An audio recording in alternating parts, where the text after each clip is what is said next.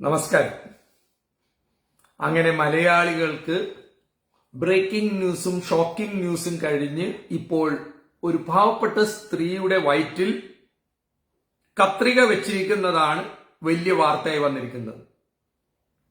തികച്ചും മലയാളിക്ക് അല്ലെങ്കിൽ കേരളത്തിൽ സംസ്കാരവും സാക്ഷരതയുണ്ടെന്ന് നടിക്കുന്ന അർപ്പണബോധമില്ലാത്ത പ്രതികരണശേഷി നഷ്ടപ്പെട്ട മലയാളിക്ക് ഈ കത്രികയാണ് നിങ്ങളുടെ റീത്ത്. ഇന്നലെ ആരോഗ്യമന്ത്രി പറയുകയാണ്, സ്ക്രബ് നഴ്സ്, മറ്റേ നഴ്സ്, മറിച്ച നഴ്സ് എന്നൊക്കെ പറഞ്ഞു. ഇന്ന് ഏഷ്യാനെറ്റിന്റെ ചർച്ചയിൽ KGMTCയുടെ കേരള ഗവൺമെന്റ് മെഡിക്കൽ ഓഫീസേഴ്സിന്റെ എക്സിക്യൂട്ടീവ് സെക്രട്ടറി എന്തോ പറഞ്ഞ ഒരാൾ വന്നിരുന്നു. അദ്ദേഹം പറയുവാണ്, നേഴ്സിന്റെ ജോലിയാണ് ഈ കത്രിക എണ്ണി എടുക്കണമെന്നുള്ളത്. അന്ന് ആ നേഴ്സ് ഉണ്ടായില്ലെന്നും പറയുന്നു. എന്റെ ഒരു ചോദ്യം, കത്രിക എണ്ണി എടുക്കണത് അവിടെ നിൽക്കട്ടെ, ഈ കണ്ണ് കാണാത്തവനാണ് ഈ ഒരു സ്ത്രീയുടെ വയറ് കീറി ഓപ്പറേറ്റ് ചെയ്യുന്നത്. റോബോട്ടാണെങ്കിൽ ശരിയാണ്, ചിലപ്പോൾ വിട്ടുപോയിട്ടുണ്ടാവും. ഒരു മനുഷ്യൻ സർജറി ചെയ്യുമ്പോൾ, ഒരു ഡോക്ടർ സർജറി ചെയ്യുമ്പോൾ ഒരു ഇത്രയെങ്കിലും ഉണ്ടല്ലോ കത്രിക അല്ല, ബ്ലഡ് വരാണ്ടിരിക്കാൻ ഞെക്കിയതാണ്. നമ്മൾ MBBS ഭാഷയൊക്കെ പറഞ്ഞില്ലെങ്കിൽ ഇവര് സമ്മതിക്കൂല കേട്ടോ. കാരണം തർക്കിച്ച് ജയിക്കാൻ ട്രേഡ് യൂണിയൻ നേതാക്കൾക്കും രാഷ്ട്രീയ നേതാക്കൾക്കും തർക്കിച്ച് ജയിക്കാൻ ഒരു കാര്യം പറയുമ്പോൾ ആ വാക്കുകളുടെ കാര്യങ്ങൾ അടർത്തി പറയുവാൻ ഇവര് മിടുക്കരാണ്. ഓപ്പറേഷൻ ചെയ്തപ്പോൾ കത്രിക അതിൻ്റെ അകത്ത് വെച്ച് മറന്നിട്ടുണ്ടെങ്കിൽ ഡോക്ടർക്ക് ഉത്തരവാദിത്തമില്ല എന്ന് പറയാൻ ട്രേഡ് യൂണിയൻ കളിക്കുന്ന ഡോക്ടർമാർക്ക് സാധിക്കുമെങ്കിൽ അവർ ഡോക്ടർ ആവണതിന് മുമ്പ് ഒരു മനുഷ്യത്വം വേണ്ടേ? ഒരു ബുച്ചർ എന്ന് പറഞ്ഞാൽ ഇറച്ചി വെട്ടുകാരനുള്ള ഒരു ഹൃദയവും മനസാക്ഷിയും ഇന്നത്തെ പല ഡോക്ടർമാർക്കില്ല. ഞാൻ പണ്ട് ഒരു പ്രമുഖ ആശുപത്രിയിൽ കുറെ പാവപ്പെട്ട കുഞ്ഞുങ്ങൾക്ക് ഹാർട്ട് സർജറി ചെയ്തപ്പോൾ ഏകദേശം 1 ലക്ഷം രൂപ കൊടുത്തപ്പോൾ ഒരു 25,000 രൂപ കുറവ് വന്നതിന് ഒരു ഡോക്ടർ ഓപ്പറേഷൻ മാറ്റിവെച്ചപ്പോൾ ഞാൻ അയാളോട് ചോദിച്ചാണ്, are you a doctor or a butcher എന്ന്. അയാൾ അന്ന് എനിക്കെതിരെ കേസൊക്കെ എടുത്തിരുന്നു. അവസാനം വാലും ചുരുട്ടി ഓടി. മലയാളിക്ക് ഇത്രയൊക്കെ മതി, മനസ്സിലാവണ്ട. ഇപ്പൊ ബെന്നി ജോസഫ് തന്നെ പച്ചക്ക് ഇത്രയും കാര്യങ്ങൾ ഇവിടെ വിളിച്ചു പറയുന്നത് ജീവിക്കാൻ വേണ്ടിയല്ല. ഞാൻ പലപ്പോഴും പറഞ്ഞു, എന്റെ യൂട്യൂബും ഫേസ്ബുക്കും ഒരു സാമ്പത്തിക നേട്ടത്തിനോ അല്ല, എനിക്ക് അതിൻ്റെ അകത്തൊന്നും പൈസയും ഇല്ല. പക്ഷെ ഞാൻ പച്ചക്ക് പറയുന്നത്, കേരളത്തിൽ ഓരോ ദിവസവും വർദ്ധിച്ചു വരുന്ന അഴിമതിയും അക്രമവും കണ്ടിട്ട് എനിക്കുണ്ടാവുന്ന വേദന പോലും അനുഭവിക്കുന്നവർക്കില്ല. ഞാൻ നിരവധി കാര്യങ്ങൾ ചെയ്തിട്ടല്ല, അല്ലാണ്ട് പച്ചക്ക് പറയണ ഒരാൾ മാത്രമല്ല. വിഴിഞ്ഞം തുറമുഖമായാലും ക്യാൻസറിന്റെ മരുന്നായാലും ആരോഗ്യ മേഖലയിലെ ചൂഷണങ്ങളായാലും എറണാകുളം GCDAയിലേക്ക് വലിയ അഴിമതികളും കോടികൾ കട്ടുമാറ്റുന്ന പല സംവിധാനങ്ങളും തെളിവ് കൊണ്ടുവരാനാണ് ഇന്നത്തെ രാഷ്ട്രീയ നേതാക്കന്മാരും അണികളും പറയുന്നത്.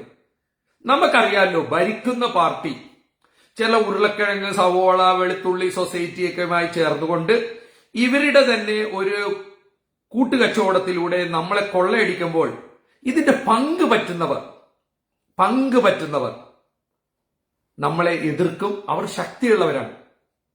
എന്നെ സംബന്ധിച്ച് ഞാനിപ്പോൾ ദുരിതം ഇഷ്ടപ്പെടുന്നവനാണ്. കാരണം ജനാധിപത്യത്തിന്റെ രുചി എന്ന് പറഞ്ഞാൽ ജനങ്ങൾ നല്ലവരല്ലാത്ത നേതാക്കന്മാരെ അറിയാതെ തെരഞ്ഞെടുത്താൽ അടുത്ത പ്രാവശ്യം നമ്മൾ തിരസ്കരിക്കും.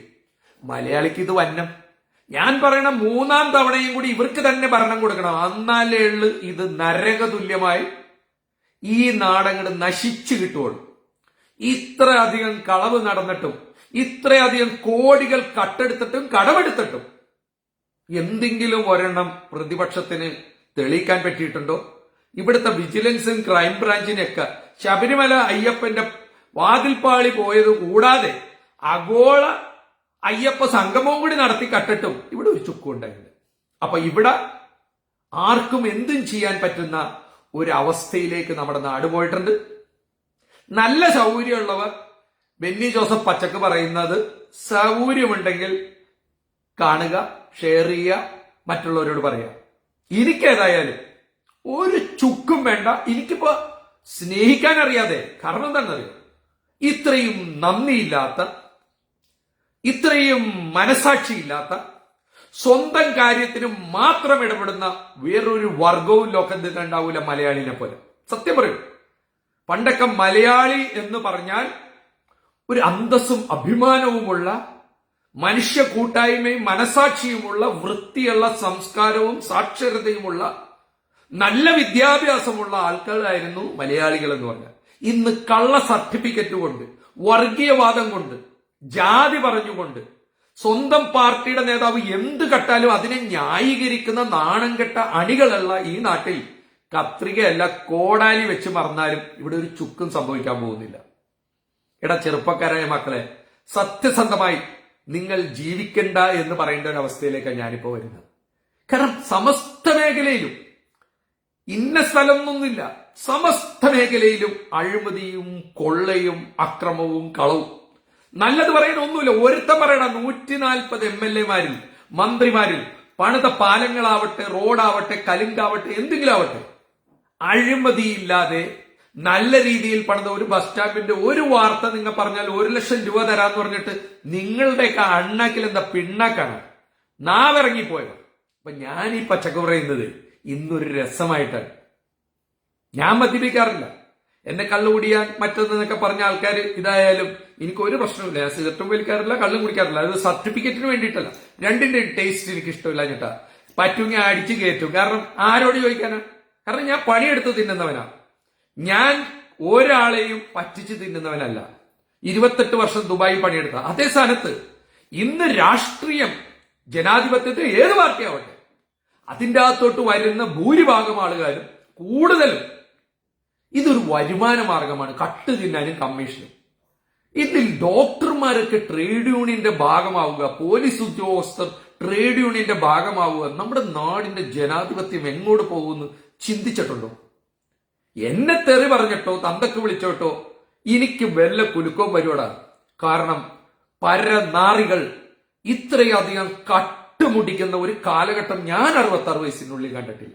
അതിനെല്ലാം ന്യായീകരിക്കുന്ന, ജയ് വിളിക്കുന്ന വോട്ടർമാരും അണികളും ഉണ്ടെന്ന് പറയുമ്പോൾ അത് അതിലും വലിയ നാണം കേടല്ല. അതുകൊണ്ട് നിന്റെയൊക്കെ വീട്ടിൽ പ്രത്യേകിച്ച് തെറ്റ് ചെയ്ത് കമ്മീഷനും കൈക്കൂലിയും മേടിച്ച്, ഡോക്ടർമാരാവട്ടെ മരുന്നിന്റെ കമ്മീഷൻ മേടിക്കണത്, GCDയിലെയും കോർപ്പറേഷന്റെയും സെക്രട്ടേറിയറ്റിലെയും പോലീസിന്റെയൊക്കെ ഉദ്യോഗസ്ഥന്മാരാവട്ടെ അമിതമായി കൈക്കൂലി മേടിച്ച് ജനങ്ങളെ പറ്റിച്ചു തിന്നുന്നവനൊക്കെ കരഞ്ഞു ചാവുന്നത് കണ്ടിട്ടേ ഞാൻ ചാവുള്ളൂ.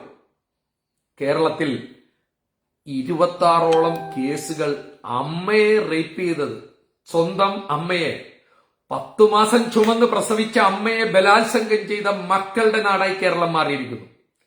കഞ്ചാവും മയക്കുമരുന്നും അടിച്ച് പണ്ടാറൊടുങ്ങുന്നു. 3 ദിവസം മുമ്പ് ഞാനൊരു സ്റ്റോറി ചെയ്തിരുന്നു. സൗകര്യമുള്ളവർ ഇതിന്റെ അകത്തൊന്ന് കയറി നോക്കുക, പച്ചക്ക് പറയുന്നു. ഒന്ന് കയറി നോക്കുക, ബെന്നി ജോസഫിന്റെ അല്ല, പച്ചക്ക് പറയുന്നു. അതിന്റെ അകത്ത് കാണാം പുല്ലേപ്പടി ഭാഗത്തുനിന്ന് ഹാൻസും പലവിധ ലഹരി വസ്തുക്കളും പോലീസ് പിടിക്കണ ഞാൻ ലൈവ് കാണിച്ചത്. വെറും ഒരു ദിവസം 24 മണിക്കൂർ കഴിഞ്ഞപ്പോൾ അതേ സ്ഥലത്ത് ആ ബംഗാളിയും ബാംഗ്ലൂരുകാരനും കൂടി, ഇതിന് 3 ദിവസം മുമ്പുള്ള സ്റ്റോറി നോക്കിയാൽ കാണാം, അവിടെ ഇരുന്നു കൊണ്ട് വീണ്ടും അവനത് വിൽക്കുകയാണ്. ഇപ്പൊ എന്താണ് മീനച്ചിൽ ലൈവ് എന്ന് പറയുന്ന പാർട്ടിയുടെ ഉച്ചിഷ്ടം കഴിച്ചുകൊണ്ട്, പാർട്ടിയുടെ കൊടിയുടെയും ബക്കറ്റിന്റെയും ഗുണ്ടകളുടെയും എച്ചില് നക്കുന്ന ഒരുത്തനല്ലേ ഈ മീനച്ചിൽ ലൈവിൽ വന്ന് ഇങ്ങനെ പറയുന്നത്? എന്തുട്ടാടാ പറയണത്? എന്താണ് ഈ നാട്ടിൽ നടക്കുന്നത്? ഡിവൈഎഫ്ഐക്കാരും പാർട്ടിക്കാരുമാണ് പോലീസിനെ തല്ലുന്നത്. ഇനി എല്ലാവർക്കും തല്ല് കിട്ടും, മനസ്സിലാവണ്ട? കൊച്ചു പിള്ളേരൊക്കെ പേന കത്തിക്ക് നിന്നെയൊക്കെ ഓടിച്ചിട്ട് കുത്തണ കാലം അധികം വൈകാതെ വരും. കളക്ടറും ജഡ്ജിയും പോലീസും മന്ത്രിയും MLA എല്ലാം ഓടുമ്പോൾ ഒരു വാല് കാണേണ്ടി വരും. കാരണം നിങ്ങൾ കൊരങ്ങന്റെ കയ്യിൽ പൂമാല കിട്ടിയ പോലെയാണ് ജനാധിപത്യം ഇന്ന് കൈകാര്യം ചെയ്യുന്നത്. അതുകൊണ്ട് ബെന്നി ജോസഫിനെ തെറി പറഞ്ഞ് തോൽപ്പിച്ചോ, തല്ലി തോൽപ്പിച്ചോ, കേസെടുത്തോ തോൽപ്പിക്കുമ്പോൾ ഞാൻ പറയുന്നത് മുഴുവൻ ഇവിടെ നടക്കുന്ന സത്യങ്ങളാണ്. എറണാകുളം GCDയിൽ മെസ്സി വരുമെന്ന് പറഞ്ഞ് നടത്തിയ കൊള്ള, 50 ലക്ഷം രൂപയുടെ വാഷ്റൂം, മെട്രോ റെയിലിൽ നടക്കുന്ന അഴിമതികൾ, എളംകുളത്ത് മെട്രോ പണിതേന്റെ സിമെന്റ് പ്ലാസ്റ്റർ നിലത്ത് വേണ്ടിട്ട് തുണിയിട്ട് കെട്ടിവെച്ചിട്ട് 1 വർഷം കഴിഞ്ഞ് ആ PRO എന്നോട് പറഞ്ഞ് 5-6 മാസത്തിനകം പണിയുമെന്ന് പറഞ്ഞിട്ട് ഇപ്പോൾ 1 വർഷം കഴിഞ്ഞ്. പുതിയ പുതിയ പദ്ധതികൾ ഈ പാർട്ടിക്കാരും ഇവരുടെ ചിങ്കിടികളും കോൺട്രാക്ടർമാരും ചേർന്ന് ഈ നാട് കൊള്ളയടിക്കുമ്പോൾ, റോഡ് പണിയുമ്പോഴും പാലം പണിയുമ്പോഴും നമുക്ക് വേണ്ടിയാണ് ഇവർ പണിയണത്. എടാ, ചോറ് തിന്നുന്ന, അരിയാഹാരം കഴിക്കുന്ന പാർട്ടിയുടെ അടിമകളല്ലാത്തവരോട് എന്റെ ഒരു ചോദ്യം, ഈ റോഡും പാലങ്ങളൊക്കെ പണിയുന്ന നമുക്ക് വേണ്ടിയിട്ടാണ്? അല്ല. ഇത് ഇത്രയും പെട്ടെന്ന് പൊട്ടിപ്പൊളിയുകയും ഇടിഞ്ഞു വീഴാനും കാരണം 60% കട്ട് തിന്നുന്ന ജനാധിപത്യം, 60% 80% കമ്മീഷൻ മേടിക്കുന്ന ഒരു കുറ്റിയും കൊളുത്തും മേടിച്ചാൽ ഇവന്മാർ ആദ്യം നിന്നും കക്കും. ഒരു ശവപ്പെട്ടി മേടിച്ചാൽ അതിന്റെ അട്ടിപ്പലക കക്കും. ഇതാണോ രാഷ്ട്രീയം? ഇപ്പോൾ പഞ്ചായത്ത് മെമ്പർ ആവാനും MLA ആവാനും MP ആവാനും ഇവന്മാർ ഇത്രയും വെയിൽ കൊണ്ട് നടക്കുമ്പോൾ നിങ്ങൾ വിചാരിച്ചോ നമ്മുടെ നാടിനെ സംരക്ഷിക്കാനാണ് ഇവനൊക്കെ ഓരോ സ്ഥലത്തുനിന്ന് ഓരോ സ്ഥലത്തേക്ക് യാത്ര നടത്തുന്നത്? ഒന്നുമല്ല. പണ്ടൊക്കെ ശരിയാണ്, രാഷ്ട്രീയത്തിൽ വന്ന് ഇത്രയധികം പ്രസംഗങ്ങൾ പ്രസംഗിച്ചു നാടിനു വേണ്ടി നിലകൊള്ളുന്നത് ഈ നാടിനെ രക്ഷിക്കാനാണ്. ഇന്ന് അങ്ങനെയല്ല മോനെ. അവന്റെയൊക്കെ മക്കളും സ്വന്തക്കാരും കൂട്ടുകാരും പാർട്ടിക്കാരും നന്നാവുമ്പോൾ പട്ടിണി പാവങ്ങൾ വീണ്ടും ദരിദ്രരായി പിച്ചക്കാരായി, പട്ടിണി പാവങ്ങളായി ആശുപത്രി പോവാൻ പണമില്ലാതെ, പട്ടികടി കൊണ്ട് മരുന്നില്ലാതെ കഷ്ടപ്പെടുന്ന മലയാളി, നീ എന്ന് നീ പഠിക്കും? എന്ന് നീ നന്നാവും മലയാളി? നമ്മളൊരു സത്യം വിളിച്ചു പറയുമ്പോൾ, ഇവിടുത്തെ ഒരു അഴിമതി ചൂണ്ടിക്കാണിക്കുമ്പോൾ അതിൻ്റെ അകത്ത് എന്ത് LDF, എന്ത് UDF, എന്ത് BJP? ഒരിക്കൽ കൂടി ഞാൻ ചോദിക്കുകയാണ്, എന്നെ ശ്രമിക്കുന്ന അമ്മമാരെ, പെങ്ങന്മാരെ, സഹോദരി സഹോദരന്മാരെ, രാഷ്ട്രീയം ഒരു തൊഴിലാക്കി, ഒരു വ്യഭിചാരം പോലെ, വ്യവസായം പോലെ കാശുണ്ടാക്കി രാഷ്ട്രീയം തിന്ന് ജീവിക്കുന്ന നാറികൾ ഒഴിച്ച് പാവപ്പെട്ട അമ്മ പെങ്ങന്മാരോട് ഞാൻ ഒരു ചോദ്യം ചോദിക്കുകയാണ്. ഞാൻ പറയുന്നതിൽ സത്യമില്ലേ? ഇവിടെ നടക്കുന്ന അഴിമതി വരുമ്പോൾ ഇവരെങ്ങനെയാണ് ഇവരുടെ പാർട്ടിയെ, ഇവരുടെ നേതാവിനെ ന്യായീകരിക്കുന്നത്? നമ്മൾ കണ്ടില്ലേ മിഞ്ഞാന്ന് ഫ്രാൻസിന്റെ പ്രധാനമന്ത്രി വന്ന് ബോംബെ എന്ന് പറഞ്ഞ അധോലോകം ഉണ്ടെന്ന് പറയപ്പെടുന്ന ഇത്രയും തിക്കും തിരക്കുള്ള ബോംബെയിൽ വെറും 2 സെക്യൂരിറ്റിയുമായി ഫ്രഞ്ച് പ്രൈം മിനിസ്റ്റർ അതിലേക്കൂടി ഓടുമ്പോൾ നമ്മുടെ മുഖ്യമന്ത്രി 40 വണ്ടി പോകേണ്ട കാര്യമുണ്ട്. ഒരു 2 വണ്ടി എക്സ്ട്രാ, ഒരു ആംബുലൻസും പോയിക്കോട്ടെ, ഒരു പോലീസ് ജീപ്പ് വിത്ത് തോക്ക് പോയിക്കോട്ടെ, ആഡംബരം കാണിക്കാൻ. പട്ടിണിയും പരിവട്ടവുമായി പട്ടി കടിച്ചാൽ മരുന്നില്ല, ഭക്ഷണത്തിനും കഷ്ടപ്പെടുന്ന നിരവധി ആൾക്കാർ ഇവിടെയുണ്ട്. എന്തോരം ജപ്തി നടക്കുന്നു. അപ്പോ പാർട്ടിക്കാര് ഇവരെയൊക്കെ രാജാവിനെ, മന്ത്രി രാജാവായ കാലഘട്ടമാണ്. കേരളം ഇപ്പോ കിങ്ഡം ഓഫ് കേരളയാണ്. അതുകൊണ്ട് നീയൊക്കെ അനുഭവിക്കും. ബെന്നിച്ചേട്ടൻ ഇത് പറഞ്ഞുകൊണ്ടിരിക്കും.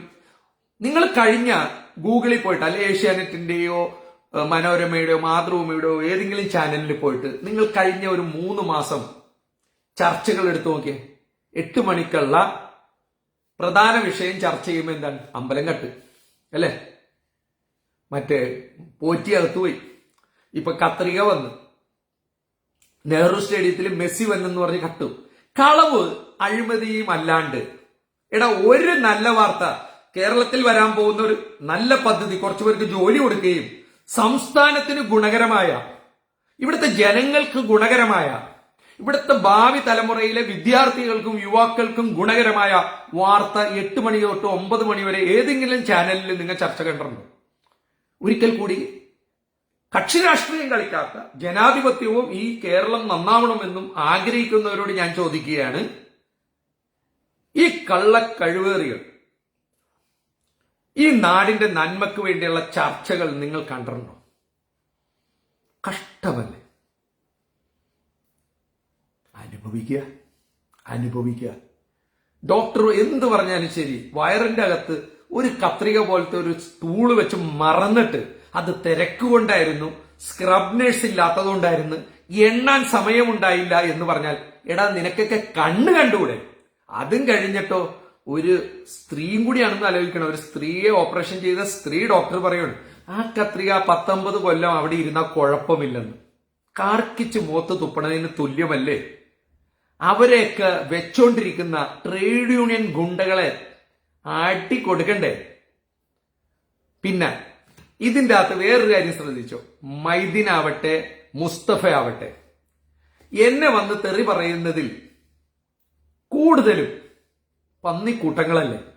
എന്നിട്ട് പറയുന്നത് ഇവിടെ വർഗീയതയില്ലെന്ന്. നിങ്ങളൊന്ന് ആലോചിച്ച് നോക്ക്.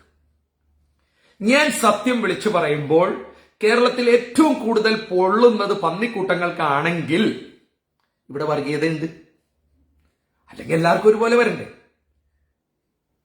ഫേക്ക് ഐഡിയിൽ നിന്നും കേരളം VS അച്യുതാനന്ദൻ പറഞ്ഞ പോലെ ഒരു വർഗം ഈ കേരളം പിടിച്ചടക്കുന്നുണ്ടെങ്കിൽ, എടാ ഡാഷ് മക്കളെ, ഞാൻ ഒരു വർഗത്തിലും പെട്ടതല്ല, ഞാൻ മനുഷ്യകുലത്തിൽ പെട്ടതാണ്.